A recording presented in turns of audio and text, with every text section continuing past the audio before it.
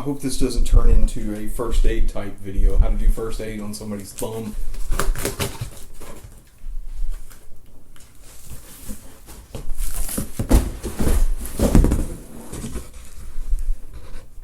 Oh man. Ow. Alright, so I'm happy.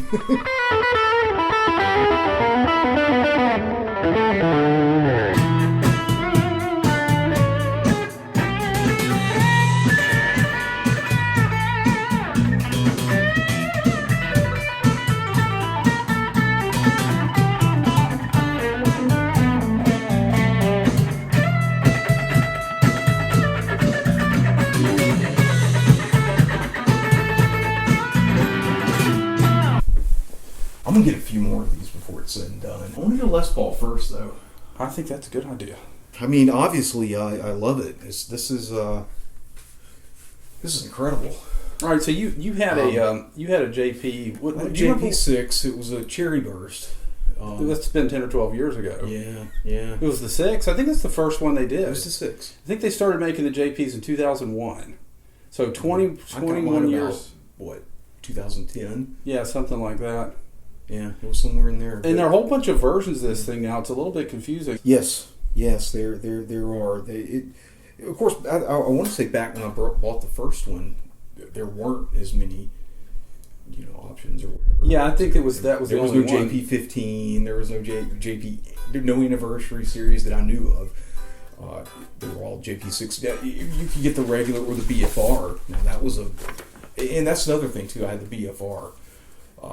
Well, this one. So let's say what this is. This is a Willcutt guitar 50th anniversary Petrucci model, and it's the 50th anniversary of Willcutt Guitars because they haven't been making the John Petrucci's for that long, and it's a special run they did.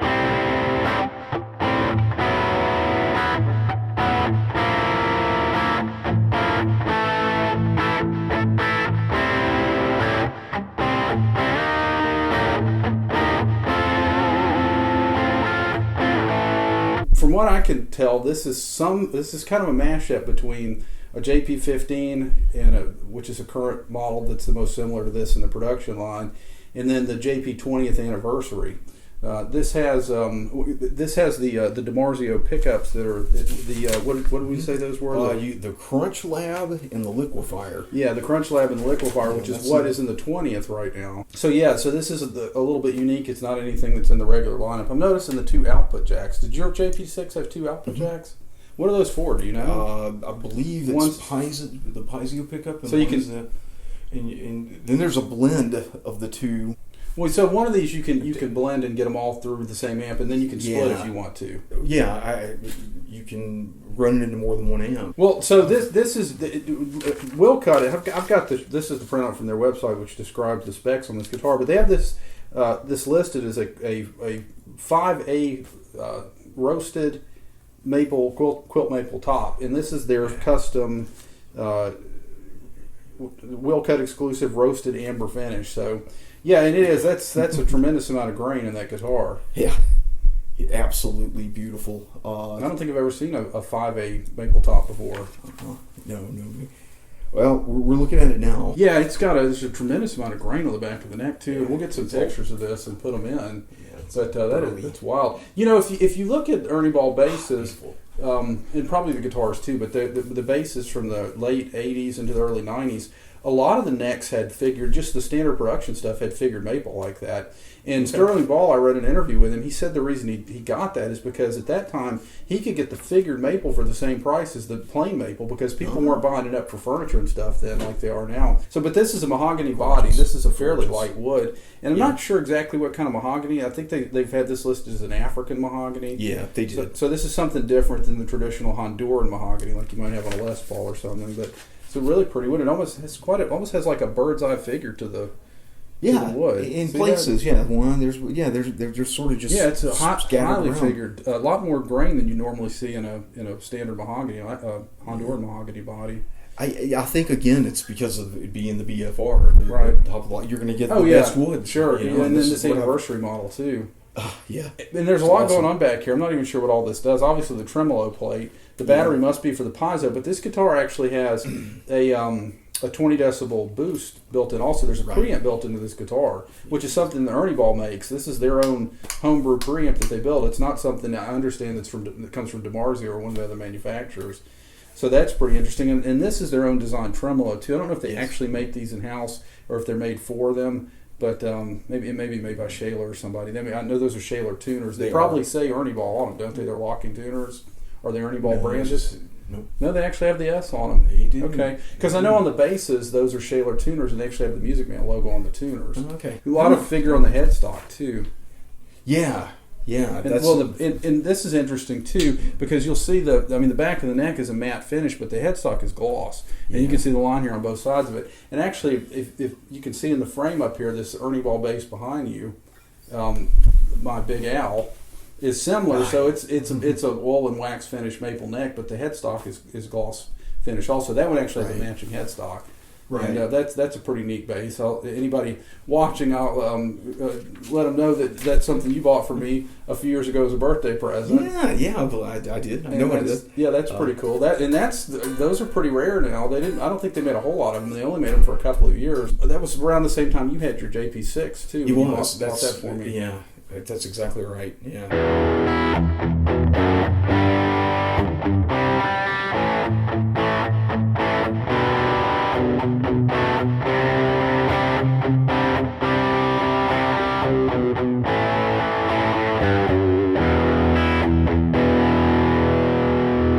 So this looks like it has the these are the standard ErnieBall strap buttons on here. It doesn't have strap locks built into it, it looks like. But those are actually stainless steel frets too. Yes, I did know that. And I think they're doing that with a lot of their guitars now. But that's pretty cool. The string out before the fret. Yeah, you'll never wear the frets out. And as little as you'll play that, really, compared to somebody like Steve Morse who's been through like 10 sets of frets. Yeah, this won't get 8 hours a day, 10 hours a day. I'm afraid not. Right. And this has the very brilliant ErnieBall truss rod adjuster too. This little wheel, and it makes it so easy to adjust those.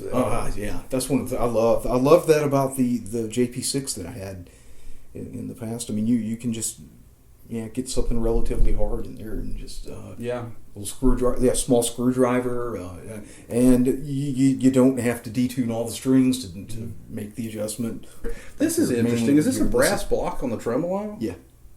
Do you remember if your other one was like that? It did. It had the brass. I don't know why exactly. I'm sure there's a tonal reason for that. Yeah. They have this listed as rosewood. Okay, optional ebony. So this is a rosewood fretboard. It's rosewood. Yeah. They apparently offered this in a Koa top also. Did they have a Koa top one on the side? I couldn't find it. I wanted to look at it. Yeah, at the time I couldn't find it. And these have the these are I think exclusive to the Petrucci guitars, but they call these Bullets. the Shield. Or the Shield? Yeah, they actually call them Shields. Yeah, this is they do. So there's the big shield right there on the first fret. One of the things that's sort of interesting about ErnieBall guitars too, compared to let's say an American Fender, or like let's say the American Fenders. The American Fenders, the finish on those are polyurethane. ErnieBall have always used polyester for these finishes, and the polyester gives the whole thing a wetter look, a glossier, wetter look. Yeah, now that you brought it up, I like it. I like that though. I like that shine. It's wow.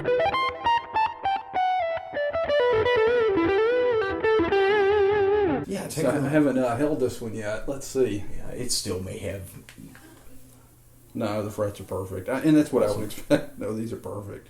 They've really rounded these over. They're so shiny too. This is actually a compensated nut too. I mean, intonation is never going to be perfect on a fretted instrument. Right. One of the ways that you correct that is down at the bridge by adjusting the saddles. Right. But you can do some compensation on this end too. And these are actually so the breakover angle on a traditional nut is going to be in the same spot across all 6 strings. This actually varies inside the nut. If you pull the strings out and you see the little witness point where the strings break over, it's moved around, to compensate the different strings to make the thing play more in tune. It's supposed to make it play more in tune in the first couple of, the first position here that you normally hear. Some of the open chords that people with good ears can hear are never really in tune. Yeah, it's supposed to help a little bit with that. This thing's nice and light. It's not. It's balanced too. Have you noticed that it doesn't? Yeah, it's just. I mean, I'm not doing anything. It's just sitting here. Yeah, just surprisingly comfortable. The neck is almost straight with a slight bit of relief, and it's probably right on where it's supposed to be without checking it.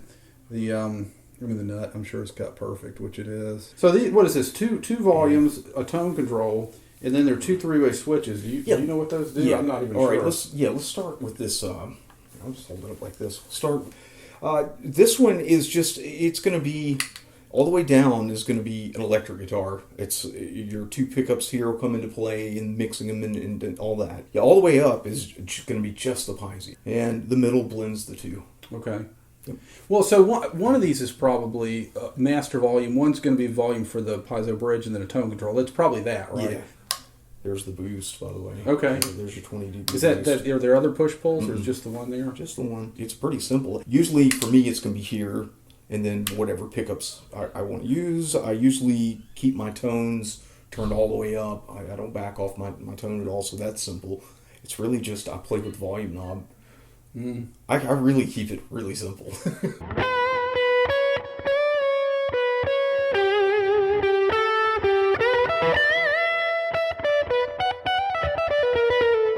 So we looked at some of the specs on here, and I printed this sheet off from Willcutt. But this is we pulled this out of the case. This is some of the stuff that came with the guitar. It looks like an ad for Fret Doctor, and Premium polish.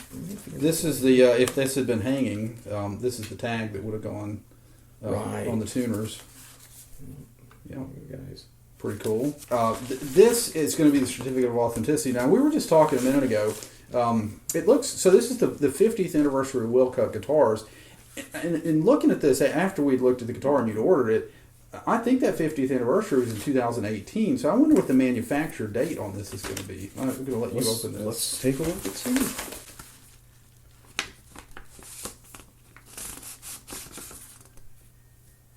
What are you looking at? Yeah, It's 2018.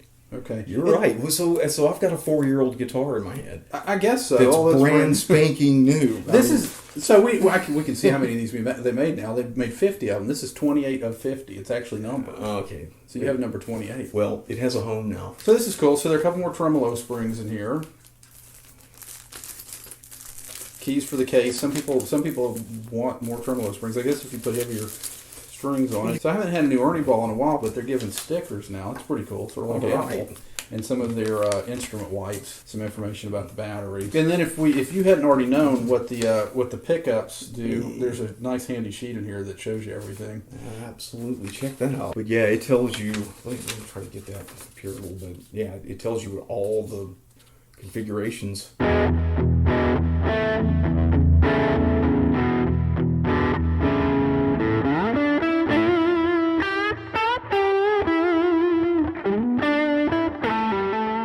So this guitar actually came in yesterday, and on Saturday. Today's Sunday, and you actually waited till today to unbox this or to open it, unbox it, so that we could record the unboxing on video. So I had to wait. Yeah. That is that's exercise in patience for sure. Thanks for doing that. Yeah, that's no problem. It's worth it. So it sounds great, plays great, right? Absolutely. So what are your thoughts? Well, it's it's better than I thought it was going to be, and I had really high hopes on it. Yeah, obviously, the first thing, just the look of it is just incredible, and it's comfortable. It's so comfortable to put in my lap, just to put my hands around. The neck is very slick. I guess it's not too slick though. So I'm loving everything about it. Thanks for waiting. That was pretty cool. Totally worth it. Yeah, thanks for having me, and I hope everybody out there in YouTube land or whatever can get some information out of this, and yeah.